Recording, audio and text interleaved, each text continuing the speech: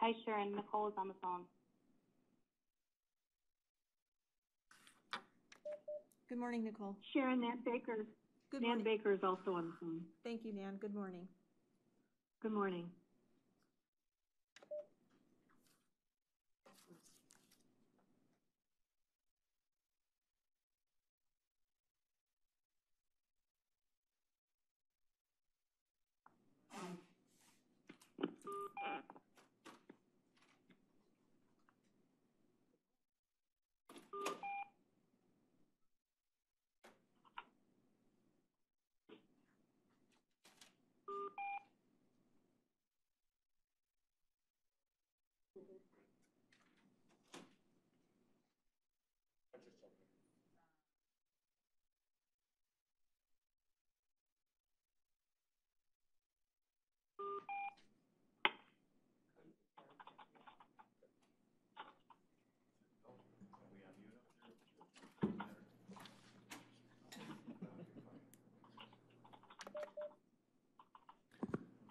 Okay, good morning, everybody. Tuesday, January 19th, Board of Control. Will the clerk please call the roll? Good morning. Calling the roll for the Tuesday, January 19th Board of Control meeting. It is 11:01. Dale Miller. Here. Nan Baker. Here. Trevor McAleer, serving as an alternate for Purnell Jones Jr. Here. Mike Chambers, serving as an alternate for Ermin Budish. Here.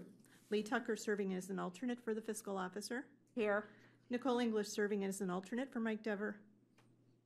Here. Lenora Lockett. Here. We have a quorum. Okay, very good. Moving on to the minutes of January 11th. I'm going to make a motion to approve those minutes. Do I have a second? Second. Seconded by Lee Tucker. All those in favor say aye. Aye. Aye. Opposed? Minutes are approved. Moving on to public comment. If there's any public comment, feel free to speak now, please.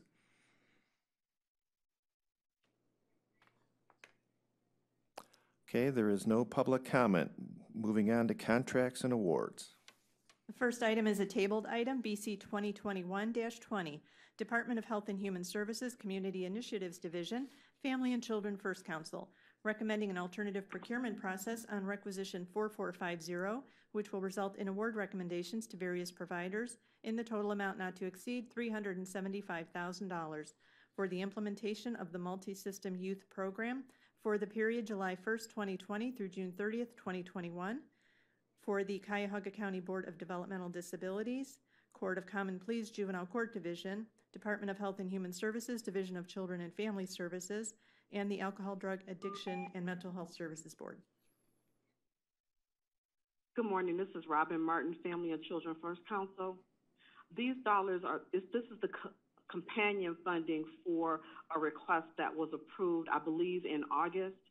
So the state of Ohio provided us with funding to support multi-system youth who are placed out of the home in residential treatment for short-term stabilization. These companion funds help support us on the front end of the case to divert any cases possible from residential treatment, and then on the back end of the case to help children step down from placement. The reason this request is so late is that we were unaware that these funds were available because they were not given to Family and Children First Council directly. The state gave the funds to the Department of Children and Family Services, and they were instructed to give us 5% off the total amount that they received. The 5% was transferred, but we were not made aware that the transfer happened or that the funds were available. So once we found out, this request was put together and entered into M4, and we had some M4 issues, but it's primarily late because we didn't know the funds existed. Okay, thank you. Are there any questions from the board on this item?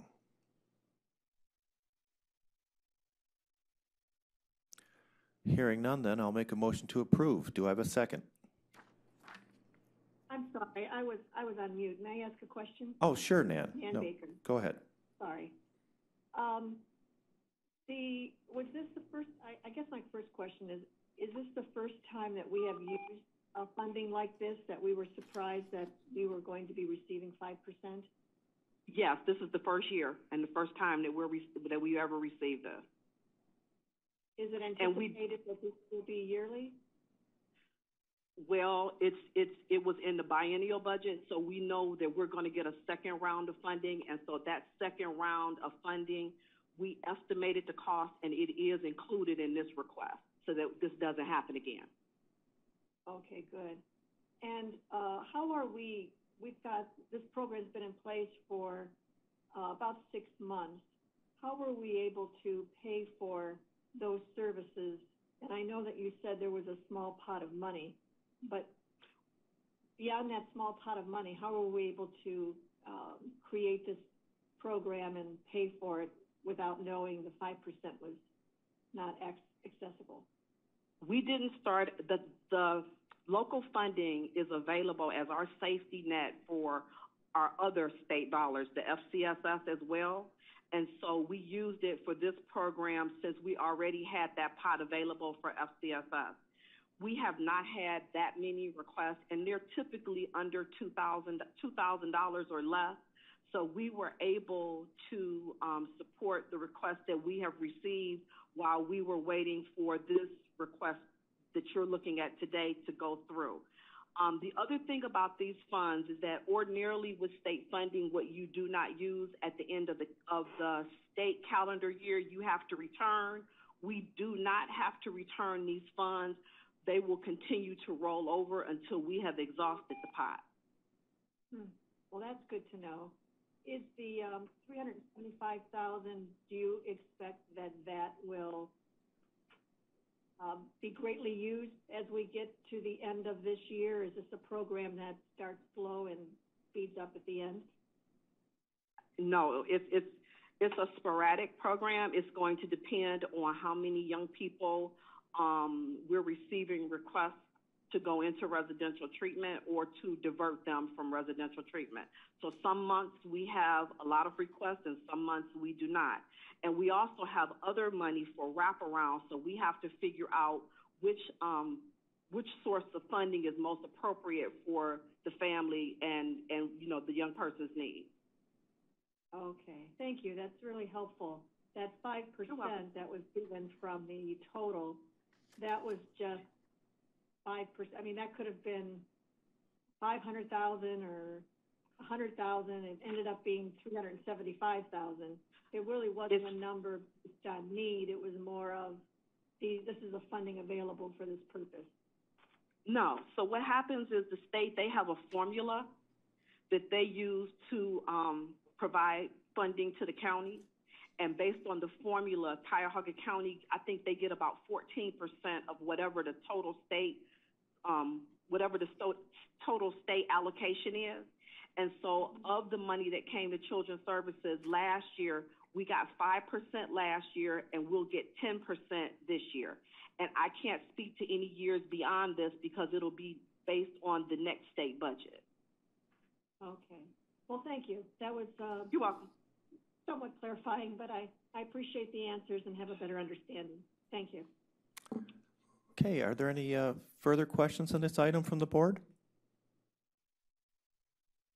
Hearing none, then I'll make a motion to approve. Do I have a second? I'll second Nan Baker. Aye, Councilwoman Baker. All those in favor, please say aye. Aye. Aye. Aye. Opposed? Item approved. Next item, please. Moving on to new items for review, BC 2021-23, Department of Human Resources submitting an amendment to a contract with Virgin Pulse Incorporated for the Wellness Program for County Employees for the period April 1st, 2017 through December 31st, 2020, to extend the time period to December 31st, 2021, and for additional funds in the amount not to exceed $186,057. Good morning, Pat Smock on behalf of the Department of Human Resources. This is a request to extend the current wellness program contract while the department undergoes an RFP process for these services. The extension is for the same cost as previous years. Benefits staff from HR and the county's benefits consultant have already met to begin writing an RFP for the services. Just for those on the phone who participated in the plan this year, The wellness incentive for 2020 is scheduled to be paid in the month of February, and we appreciate the board's consideration of this item. Thank you, Pat. Are there any questions from the board on this item? Hearing none, then, I will make a motion to approve. Do I have a second? Second. This is Dale. Seconded by Councilman Miller. All those in favor say aye. Aye. Aye. Opposed? Item approved. Next item, please.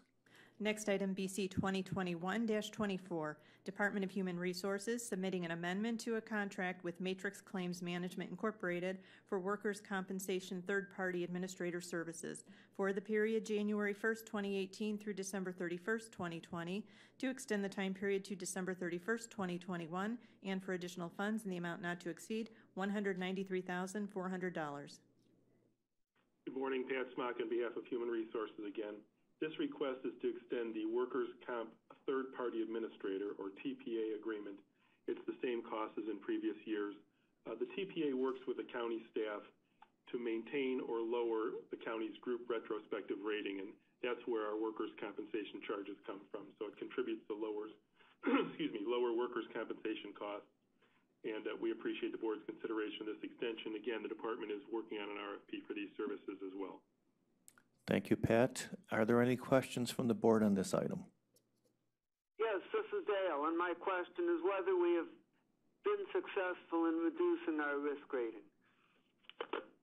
Councilman, thank you for your question. It's my understanding that we have. Our group retrospective rating is at the lowest point, at least as far as the current workers' comp staff is concerned.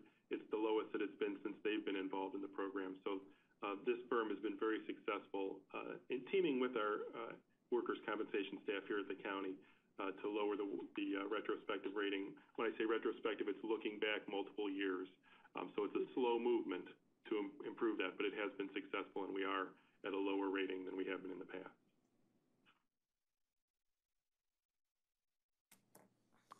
Are there further questions on this item? Hearing none, then I'll make a motion to approve. Do I have a second? Second, this is Dale. Seconded by Councilman Miller. All those in favor say aye. Aye. Aye. Opposed? Item approved. Next item, please. Next item, BC 2021-25, Department of Information Technology, submitting an RFP exemption on requisition 3864, which will result in an award recommendation to Bug Crowd Incorporated in the amount not to exceed $29,998.80 for the purchase of Vulnerability Disclosure Program Essentials subscription services for the period January 5th, 2021 through April 5th, 2022, and recommending the award in connection with said RFP exemption. Good morning, Janelle Green on behalf of the Department of IT. This vulnerability disclosure platform provides additional methods for ensuring that our online applications are secure, and it aligns with the Department of Homeland Security best practices. This item was actually bid out twice, and we didn't have a bidder come in that supplied any bids. So we went and directly requested a quote from the manufacturer. To address some of the advanced questions that we did not get the opportunity to answer earlier, the first question was there another service provided in 2020 that addressed the security issues with the increased remote work and online services in response to COVID-19? So with the cybersecurity threats that we have, we did go forward with a number of purchases in 2020 that utilized the CARES Act funding. We had some augmented staff for security operations. We had technical professional services. We also acquired security devices, patch management, remote laptop security because of the number of laptops that were purchased, as well as some security operations toolkit, which allowed our security staff to increase their productivity to basically ensure that we can secure occurrences that were happening on the network. So we did have a number of things that all work together. With this particular item, though, this service will allow us for a systemic approach to track and remediate cybersecurity issues in a timely fashion with public-facing online services that we provide. Federal government agencies are mandated to have this type of service, and it's becoming a far more commonplace for state agencies and local agencies to acquire these services. Okay, thank you, Janelle. Are there any questions from the board on this item? Nan Baker, one question. Yes. So does this replace what we did in 2020, or is it a hybrid? Is there any overlap? How does this coordinate? This actually adds on to some of the services that we procured in 2020. So there's a lot of different subscription services that we purchased. So this would be another item that will work in tandem with those services. So none of the services that we purchased last year need to stop. We're going to just keep that and add this to it. Correct. Okay. And do you foresee needing more security beyond what we're approving today? We constantly have security needs.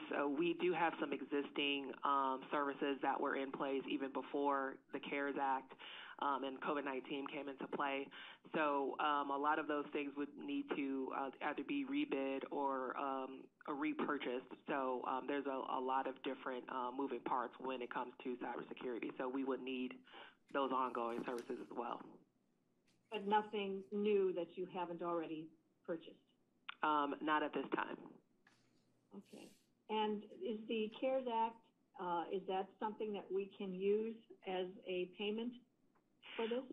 Well, we were informed that the CARES Act funding had expired as of December 30th of 2020, and we haven't been apprised of any new funding coming into play this year. So that's why we stated a general fund for the services. Mike Chambers, is that something that we can look into, or is this coming out of general fund? We certainly can look into it. Right now, we're still trying to do the final accounting of everything. We're getting closer to it. Catherine and her team is taking the lead on it, but obviously if there's anything left over, we will certainly consider it. All right, and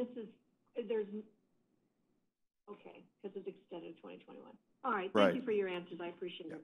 Thank you. Any final questions on this item? Hearing none, then I'll make a motion to approve. Do I have a second? This is Dale. Seconded by Councilman Miller. All those in favor, please say aye. Aye. Aye. Aye. Opposed? Item approved. Moving on to exemptions. Next item, BC 2021-26, Department of Health and Human Services, Cuyahoga Job and Family Services, recommending an alternative procurement process and exemption from aggregation on various purchase orders, which will result in various award recommendations to Treasurer, State of Ohio, in the total amount not to exceed $3,042,224.83 for state-mandated services rendered to children with medical handicaps for the period January 1st, 2021 through December 31st, 2021, in accordance with Ohio Revised Code Section 3701.023. Good morning, all. This is Dan Basta, Health and Human Services, on behalf of Job and Family Services. This item is for children with medical handicaps. The program, basically, the state allots a certain amount of money to the county for all the children with medical handicaps within Cuyahoga County that are using Medicare. The state Department of Health pays those bills, and we are to reimburse the state based upon the allotment. Again, this is for Ohio Revised Code, Section 3701.023. We're doing an exemption from aggregation so that we can pay purchase orders per month based upon our invoices that we received. And the previous year's approval was BC 2020-436. Thank you, Dan. Happy to answer any questions. Thank you, Dan. Are there any questions from the board on this item?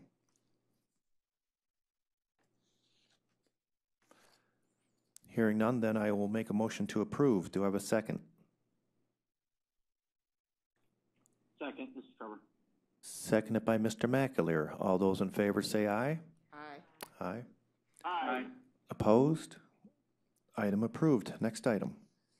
Next item, BC 2021-27, Department of Health and Human Services, Community Initiatives Division, Family and Children First Council, recommending an alternative procurement process which will result in award recommendations to various providers in the total amount not to exceed $407,897 for implementation of the Family-Centered Services and Supports Wraparound Program for the period July 1st, 2020 through June 30th, 2021. Good morning, Robin Martin, Family and Children First Council. This is our annual state allotment for our wraparound funds for youth in Cuyahoga County. We have been getting this funding for over 10 years. We serve between 260 and 300 youth per year. It funds services such as respite, camp, adaptive equipment, and mentoring. We are using an alternative procurement process because in the state rules, they require that families have voice and choice regarding the services that they select for their children. And so this is an agreement that we worked out with the Department of Procurement and Diversity to make sure that we meet that requirement. We also worked with, we received a recommendation from OPD this year for how to prevent this to being late in upcoming years. And so this should be the last time that you're seeing this as a late request. But one of the reasons that it is late is because historically we have not put the item in the system until after we received a formal award letter from the state, and we can never gauge when that award letter is going to arrive. Okay, thank you. Are there any questions on this item?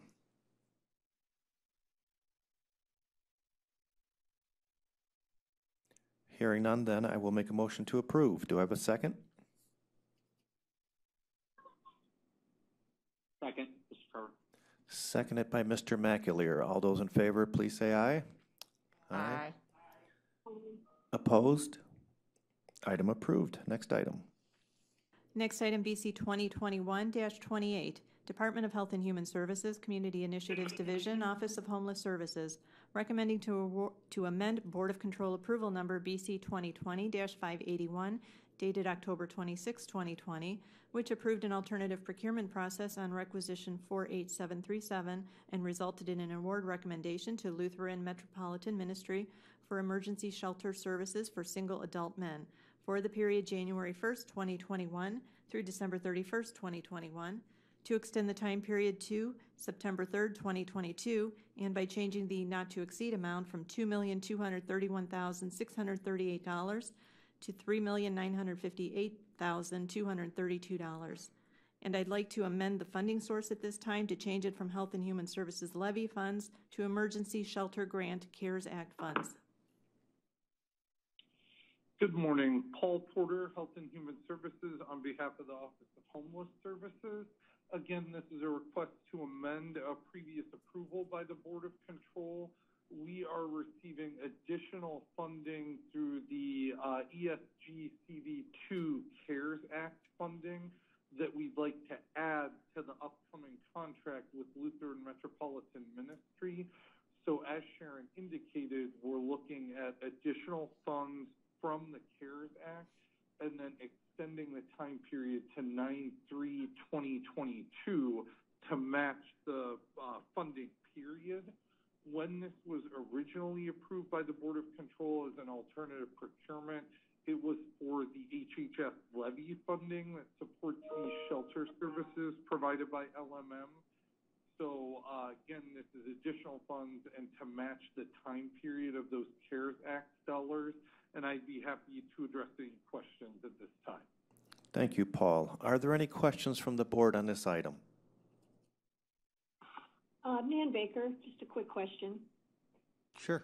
Mr. Porter, this was going to be paid for by the HHS levy, but now it will be paid for by CARES. Is that because of the extension going into 2021, or is it just because it was not thought of as being covered and now is? Sure. So the original funding of $2,231,638 will continue to be HHS levy funding, and that funds just, general shelter services. This is our ongoing contract for the operation of shelter services at the men's shelter at 2100 Lakeside. This is additional funding above and beyond that. And when the contract appears before council, it will have both of those funding sources. So the levy funding will form that base. And then these are additional funds on top of that in the amount of $1,726,594. And that makes up the CARES Act portion. Okay, good. Good to know. Thank you for the explanation. You're welcome. Are there additional questions on this item? So, yes, this is Dale, and just a quick follow-up on Ms. Baker's question. Does the CARES Act funding provide for additional services up and beyond what we would normally provide with the HHS levy money?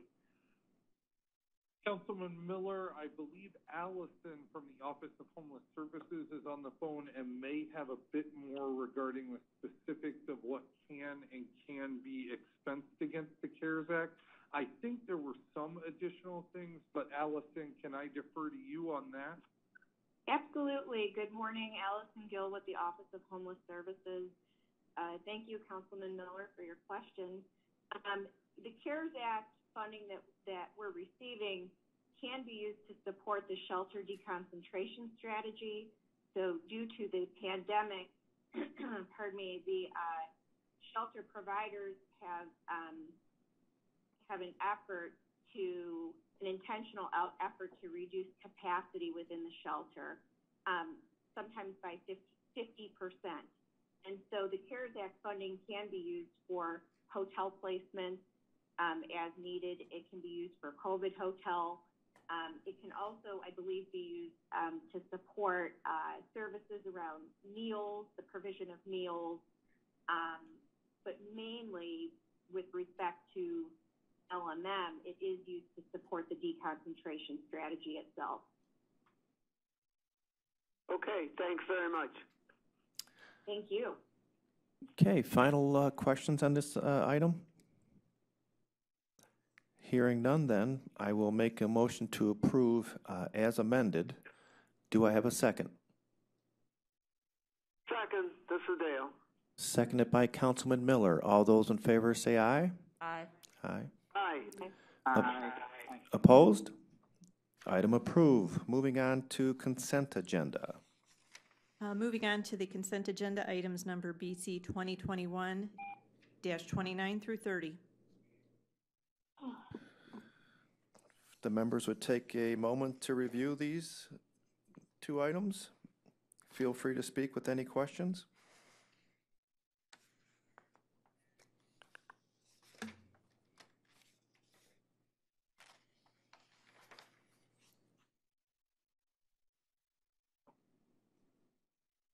Are there any questions from the board on today's consent agenda? Hearing none, then, I will go ahead and make a motion to approve today's consent agenda items. Do I have a second? Second, this is Dale. Seconded by Councilman Miller. All those in favor, please say aye. Aye. Aye. Aye. Opposed? Today's consent agenda is approved. Moving on to other business. We do have other business, one-time sensitive mission critical item. Item BC 2021-31, Department of Health and Human Services, Division of Children and Family Services, recommending an award on a purchase order to Open Arms Adoptions Incorporated in the amount not to exceed $24,999.99 for emergency placement services for the period December 16th, 2020 through December 31st, 2021. Good morning. Emily Lockstein from Health and Human Services on behalf of Children and Family Services, presenting a mission critical this morning for Open Arms Adoption, which is a nonprofit organization located in Streetsboro, Ohio. Their mission is to provide a loving, stable home to every child in need. Through their work, they create an environment that embraces the unique set of circumstances for each child and family they work with. Their goal is to create families who can successfully meet the long-term needs of our nation's unseen children. This placement is for a 7-year-old male who came into care due to his mother being deceased and his father being incarcerated. He has been diagnosed with PTSD and ADHD. He was disrupted from his most recent foster care placement as he has been matched with an adoptive family that is currently working with Open Arms Adoption. This agency also provides foster care, and placing the child within their foster care network will mean no additional placements for this youth, which is particularly critical as he has had 5 placements since coming into care in 2016. Okay, thank you. Are there any questions from the board on this item?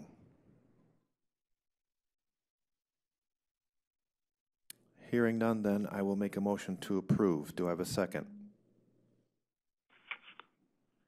Second, this is Dale.